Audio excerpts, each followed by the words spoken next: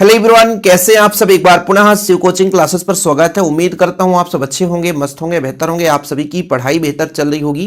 Class 12 chemistry NCERT chapter 1, जिस chapter का नाम है सोल्यूशन अर्थात बिलियन, इसमें हम सभी ऑब्जेक्टिव करने वाले हैं। जितने भी इंपॉर्टेंट क्वेश्चन हमने बच्चों सेलेक्ट किया है उसे आपको तैयार कर लेना है। और ऐसे ही जो न्यू एनसीईआरटी में टोटल 10 चैप्टर हैं, एक एक लेक्चर के माध्यम से हम पूरे 10 चैप्टर कवर करेंगे और हर चैप्टर में लगभग 100 क्वेश्चन रहेंगे। बहुविकल्पी रिक्त स्थान वाले क्वेश्चन, सत्ता सत्ता, फिर बच्चों एक वाक्य में भी उत्तर कुछ चैप्टर में रहेंगे, कुछ में सही जोड़ी भी रहेंगे और लगभग कम से कम 100 क्वेश्चन रहेंगे। वीडियो को पूरा देखा करना, यूट्यूब पे फ्री ऑफ कॉस्ट रहता है। और यदि किसी बच्चे को चाहिए कि यदि हमको टोटल जो 10 चैप्टर हैं, 10 चैप्टर पूरे के पूरे यदि आपको पीडीएफ चाहिए कि सर हमें इसका पीडीएफ मिल जाता तो पढ़ने में सहूलियत हो जाती, तो पीडीएफ के लिए बच्चों आपको पूरा यही हैंड रिटन नोट्स 9685299149 ये मेरा पर्सनल नंबर है। पर ध्यान रहे बच्चों, ये जो नोट्स है हमने मिनिमम प्राइस रखा है कि हर बच्चा ले सकता है 30 RS में। इसके पीछे रीजन क्या है बच्चों, इस नोट्स को बनाने में हमें लगभग पूरा साल लग गया है। इतना इत्मीनान से बनाया है और ये मेहनत का है फल। भाई इतना हम मेहनत किए हैं तो थोड़ा बहुत फल मिलना चाहिए, ताकि हम और बेहतर से बेहतर आप लोगों के लिए कंटेंट बना सकें बच्चों। ठीक है, तो आप लोग यदि नोट्स लेना चाहते हैं तो इस व्हाट्सएप नंबर पर कांटेक्ट कर लेना। हाँ भाई, PDF notes only for objective की बात कर रहे हैं हम। ठीक है, ऑब्जेक्टिव की बात कर रहे हैं बच्चों। ऑब्जेक्टिव यदि आपको चाहिए और पेपर में अच्छा नंबर लाना है तो ये इतना आप लोग खर्च कर लो। मैं गारंटेड कहता हूं कि मैक्सिमम क्वेश्चन देखने को मिलेंगे। और चलिए शुरू करते हैं बच्चों। आज आप एक चैप्टर देखोगे तो ऐसे भी मजा आ जाएगा कि कैसे क्वेश्चन हमने ऐड किया है। सुपर फास्ट करेंगे, 100 क्वेश्चन है बच्चों, लगभग हम आधे घंटे का समय लेंगे। अभी तक तो थोड़ा सा टाइम इधर उधर चला गया। चलिए शुरू करें बच्चों। पहला प्रश्न है, समान प्रसरण दाब वाले विलयन को क्या कहा जाता है बच्चों। समपराशरी विलयन कहलाते हैं ऐसे विलयन जिनके प्रसरण दाब लगभग समान होते हैं, समपराशरी विलयन। Option number C. निम्नलिखित में से कौन सा राउल्ट के नियम से धनात्मक विचलन नहीं दर्शाता है। ऐसे क्वेश्चन बहुत कम बार पूछे गए हैं, लेकिन आप लोगों को परेशान करने के लिए तो भैया धनात्मक विचलन वाले 3 विलयन है, बेंजीन धन एथेनॉल, बेंजीन धन एसीटोन और बेंजीन धन कार्बन टेट्राक्लोराइड। ये 3 आपके धनात्मक विचलन वाले हैं। तो जो पहला नंबर है बच्चों, ये बेंजीन और क्लोरोफॉर्म धनात्मक विचलन युक्त विलयन नहीं है। साधारण नमक को जल में घोलने पर, साधारण नमक है बच्चों, जल में घोल दें तो जल का क्वथनांक कम हो जाएगा, जल का क्वथनांक बढ़ जाएगा, कोई परिवर्तन नहीं होगा, कुछ कहा नहीं जा सकता। बताना है कि यदि साधारण नमक है बच्चों, इसको जल में हम मिला देते हैं तो जल में मिलाएंगे बच्चों तो इसका क्वथनांक बढ़ जाता है। क्या बढ़ जाता है बच्चों? क्वथनांक बढ़ जाता है। जब रक्त कोशिकाएं, कोशिका एक से अधिक प्रसरण वाले विलयन में रखी जाती है तो सिकुड़ जाती है, फूल जाती है, कोई प्रभाव नहीं होगा। तो भाई जब रक्त कोशिकाएं एक से अधिक प्रसरण वाले विलयन में रखेंगे तो वो बच्चों सिकुड़ जाती है। क्या हो जाती है? सिकुड़ जाती है। निम्नलिखित में कौन सा आदर्श विलयन नहीं है। आदर्श विलयन नहीं मतलब जो राउल्ट के नियम का पालन ना करे। ठीक है बच्चों, तो यहां पर आयोडीन का है कहीं पे, हाँ C2H5I, ये आपका आयोडीन याद रखना। और alcohol, ethyl iodide, ethyl alcohol का मिश्रण आदर्श विलयन नहीं है। ये एग्जाम्पल बहुत कम बार पूछा गया है, लेकिन हो सकता है यार कहीं से क्वेश्चन आ जाए तो फिर आप लोगों को भटकना नहीं पड़ेगा।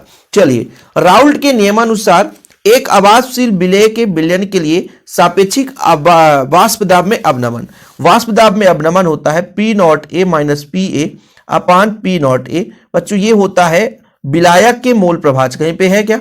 विलायक है, ऑप्शन नंबर फर्स्ट, विलायक के मोल प्रभाज के बराबर होता है। इससे कई प्रकार के क्वेश्चन बनते हैं, आप देखना। अगला क्वेश्चन बच्चों, प्रसरण दाब P, आयतन V व ताप T के लिए निम्नलिखित में से कौन सा कथन असत्य है। अब आपको यदि इनमें से मान लीजिए कंफ्यूजन है तो देखो सिमिलर कौन दिख रहा है, T स्थिर, T स्थिर, T स्थिर। तो जो बी नंबर है इसमें भी स्थिर है, तो वैसे भी सब में ताप स्थिर है, इसमें भी स्थिर है, तो कथन असत्य होगा। तो ऑप्शन नंबर बी आपका रॉन्ग हो जाएगा। अर्धपारगम झिल्ली रासायनिक रूप से किसका बना होता है बच्चों? कापर, फेरोसाइनाइड या फेरीसाइनाइड। यहां पर आपका कापर फेरोसाइनाइड है ना, फेरोसाइनाइड, कापर फेरोसाइनाइड, तो ऑप्शन नंबर फर्स्ट हो जाएगा बच्चों। निम्नलिखित में कौन सा अणुसंख्यक गुणधर्म है जो अणुओं की संख्या पर निर्भर करता है ना, कणों की संख्या पर निर्भर करता है, वो आपका कौन सा है बच्चों? तो प्रसरण दाब है, प्रसरण दाब है। ठीक है, प्रसरण दाब, हिमांक अवनमन, क्वथनांक उन्नयन। ठीक, मोलल विलयन में विलेय पदार्थ का 1 मोल घुला रहता है, 1000 ग्राम विलायक में, 1 लीटर विलयन में, 1 लीटर विलायक में, तो विलायक 1 लीटर विलायक में तो हो ही नहीं सकता है, मोलल विलयन कहा जाता है, तो मोललता की बात आ जाती है, तो मोललता 1000 ग्राम विलायक कहता बच्चों, तो आपका ऑप्शन नंबर फर्स्ट हो जाएगा राइट आंसर। इसके बाद अगला प्रश्न है, एक आदर्श विलयन किसे कहते हैं बच्चों? जो राउल्ट के नियम का पालन करेगा वही आपका आदर्श विलयन है, तो option number D is the right answer. किसी घोल के अनुसंख्यक गुण आधारित है, किस पर आधारित है? विलायक की प्रकृति पर, विलेय के प्रकृति पर, विलेय के कणों की संख्या पर, इनमें से कोई नहीं। तो भाई विलेय के कणों की संख्या पर निर्भर करेगा अनुसंख्यक गुणधर्म, जैसे भी आपने परसरण दाब एग्जाम्पल में देखा है। मैं ये गारंटेड कहता हूं, यदि पूरा आप लास्ट तक देख लेंगे ना तो पूरा चैप्टर रिवाइज हो जाएगा। शुद्ध जल की मोलरता कितनी होती है? तो चाहे मोललता की बात करें चाहे मोलरता की बात करें, 55.55 होता है या 5-6 रहेगा बच्चों। निम्न में से कौन सा अनुसंख्यक गुणधर्म नहीं है? इसमें बताना है कौन सा अनुसंख्यक गुणधर्म नहीं। तो परसरण दाब ऑलरेडी है, हिमांक अवनमन मैंने बता दिया है ना, क्वथनांक उन्नयन ये भी बच्चों। तो वाष्प दाब पर अवनमन, ये जो राउल्ट के नियम से आता है, तो ये आपका 14 का ऑप्शन नंबर बी हो जाएगा कि ये जो है बच्चों अनुसंख्यक गुणधर्म नहीं है। ठीक है, चलिए आगे देखते हैं। अनुसंख्यक गुण के प्रेक्षित मान और सैद्धांतिक मान के अनुपात को क्या बोलते हैं बच्चों? प्रेक्षित मान और सैद्धांतिक मान के अनुपात को हम बान ठाप गुणांक कहते हैं। इसके बाद परसरण दाब ज्ञात करने का सूत्र, पाई बराबर एनआरटी अपान एम, ये नहीं होगा बच्चों। पी बराबर, ये तो हो नहीं सकता, पाई बराबर ही निकालना है। तो पहली बात तो ऑप्शन ए और सी दो में से एक होगा। ठीक है, तो भैया आपका एनआरटी अपान बी ये हो जाएगा बच्चों। ठीक है, सी नंबर हो जाएगा राइट आंसर। अगला प्रश्न है, गैसों का द्रव में विलेयता का नियम किसने दिया था? तो गैसों का द्रव में विलेयता का नियम हेनरी ने दिया था। पीतल क्या है बच्चों? ठोस है, तो ठोस विलयन याद रखना आप लोग। 1000 ग्राम विलायक में उपस्थित विलेय के मोलों की संख्या क्या कहलाती है? तो ये आपके मोललता की परिभाषा है। 1000 ग्राम विलायक में उपस्थित विलेय के मोलों की संख्या मोललता कहलाती है। और यदि आता बच्चों 1000 ग्राम, सॉरी ऐसा आ जाता है 1000 ml विलयन में या 1 लीटर विलयन में उपस्थित विलेय के मोलों की संख्या, तो मोलरता कहला जाती है। किस पर ताप का प्रभाव नहीं पड़ता? तो बच्चों मोललता और मोल प्रभाज पर ताप का प्रभाव नहीं पड़ता। वेरी वेरी इंपॉर्टेंट, मोललता और मोल प्रभाज, ऐसा भी ये प्री बोर्ड में आया था। किस पर ताप का प्रभाव नहीं पड़ता? मोललता पर ताप का प्रभाव नहीं पड़ता, है ना। मोल अवनमन स्थिरांक निर्भर करता है विलेय की प्रकृति पर, विलायक की प्रकृति पर, विलयन के वाष्प दाब पर या विलयन की ऊष्मा पर। ऊष्मा तो हो नहीं सकता है ना। तो मोल अवनमन जो है बच्चों विलायक की प्रकृति पर निर्भर करता है। ऑप्शन नंबर बी हो जाएगा। ठीक है, बढ़े आगे। निम्नलिखित में से कौन अर्धपारगम झिल्ली से निकल पाते हैं? तो केवल और केवल विलायक के अणु, ऑप्शन नंबर फर्स्ट, केवल और केवल विलायक के अणु अर्धपारगम झिल्ली से निकल जाते हैं बच्चों। मोललता को व्यक्त करना है, तो मोललता क्या है? किसी विलयन के 1000 ग्राम विलायक में उपस्थित विलेय के मोलों की संख्या। तो किलोग्राम में मोल की संख्या, तो मोल बटा kilogram. Option number C is the right answer. Okay, बाकी जिन बच्चों को पीडीएफ लेना होगा तो मात्र 30 रुपए में आप लोगों को ये पूरा ऑल चैप्टर के पीडीएफ दे दिए जाएंगे। कॉन्टैक्ट नंबर मैंने स्टार्टिंग में ही बता दिया था, शुरुआत में ही। परसरण दाब की इकाई क्या है बच्चों? दाब यानी वायुमंडलीय एटीएम होगा। बताओ, कैलोरी तो हो नहीं सकता है, सेंटीमीटर मेगावाट हो नहीं सकता बच्चों, तो इसका ऑप्शन नंबर डी हो जाएगा। संपरसरी विलयन में क्या होता है? समान मोलर सांद्रता, मोललता, नॉर्मलता, इनमें से कोई नहीं। तो भाई सांद्रता समान होना चाहिए ना, तो आपका फर्स्ट नंबर हो जाएगा राइट आंसर। इसके बाद पहाड़ों पर जल का क्वथनांक कम हो जाता है, क्यों?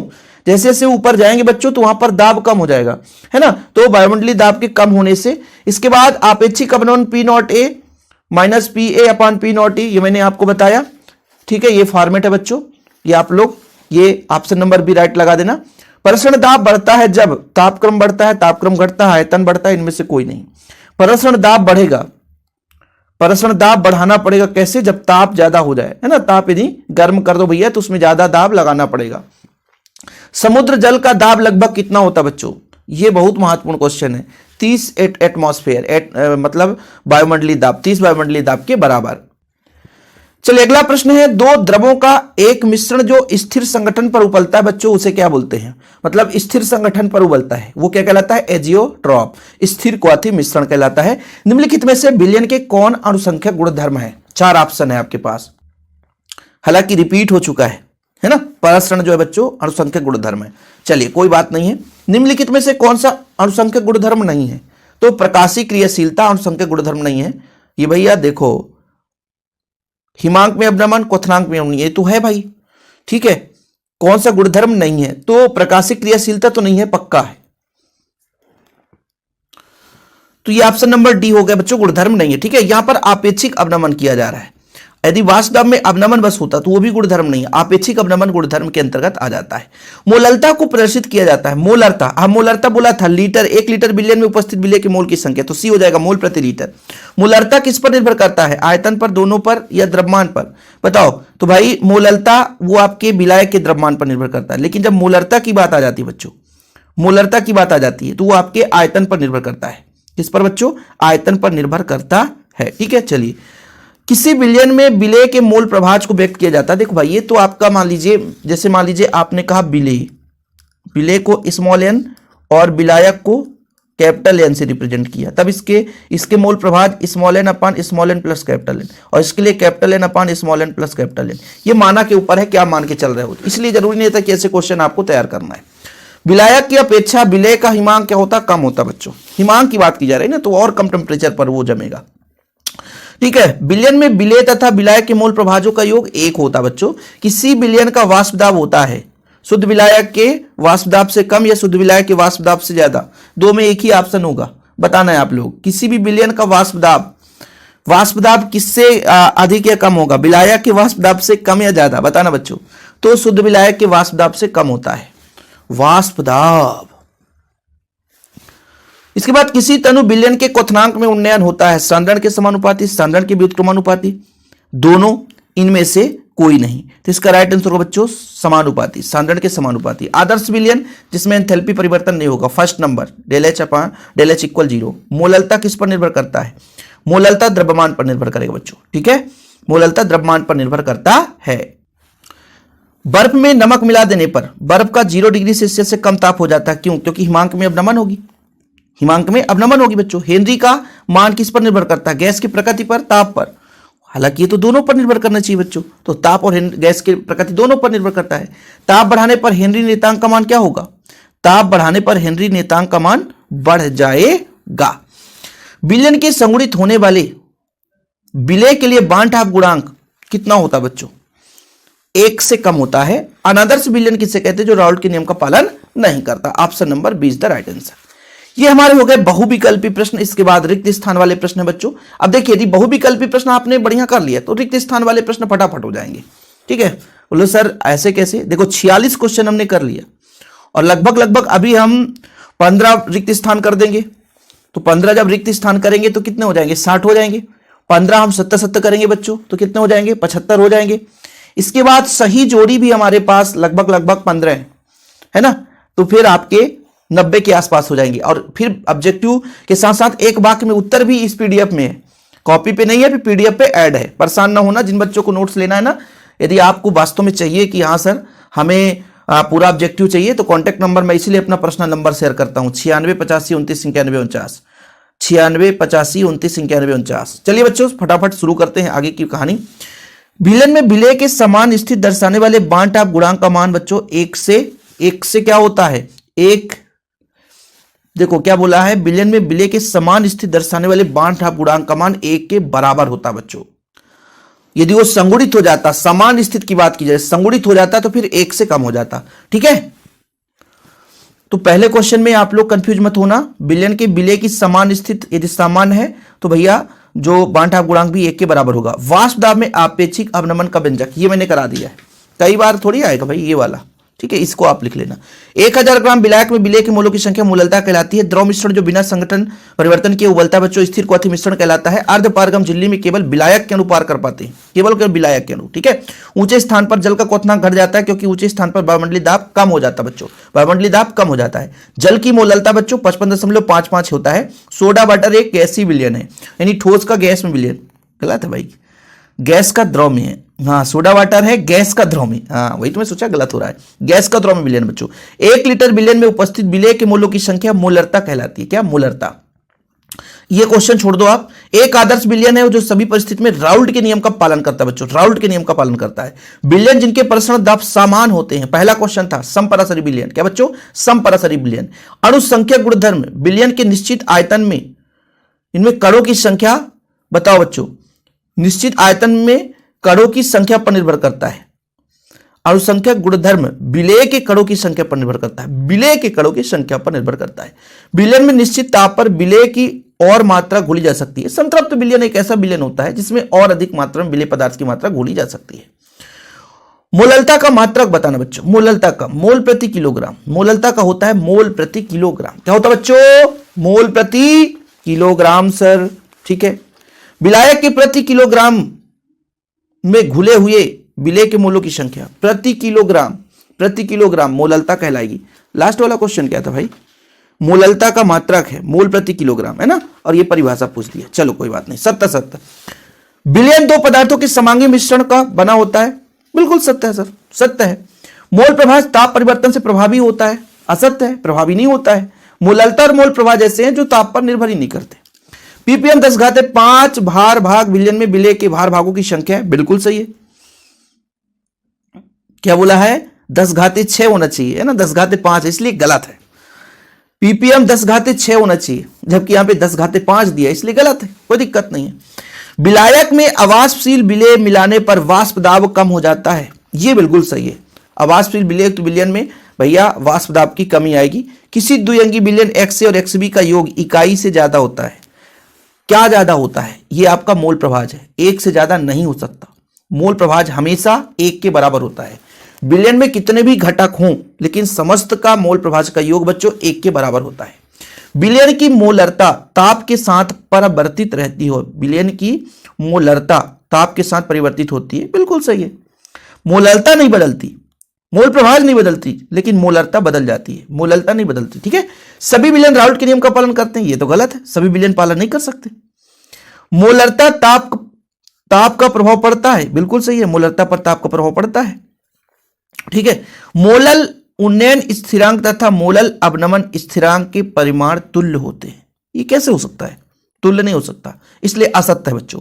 1 मोलर विलयन का प्रसरण दाब 0 डिग्री सेल्सियस पर 22.4 वायुमंडलीय होता है। ये तो बड़ा क्वेश्चन है भाई, है ना, 22.4 वायुमंडलीय होता है, बिल्कुल सही है। अनुसंख्यक गुण विलेय के प्रकृति पर निर्भर करता है। अरे भैया, विलेय के कणों की संख्या पर निर्भर करता है, प्रकृति पर नहीं, इसलिए गलत है। क्वथनांक में उन्नयन अनुसंख्यक गुण नहीं, काहे नहीं है? अनुसंख्यक गुण है भाई, प्रसरण दाब है, क्वथनांक में उन्नयन, हिमांक में अवनमन, ये अनुसंख्यक गुण है, इसलिए गलत हो जाएगा, ये नहीं बोल दिया। वाष्प दाब में अपेक्षिक अवनमन विलेय के मोल प्रभाज के तुल्य होता है, कई बार बता चुका, ये बिल्कुल सत्य है।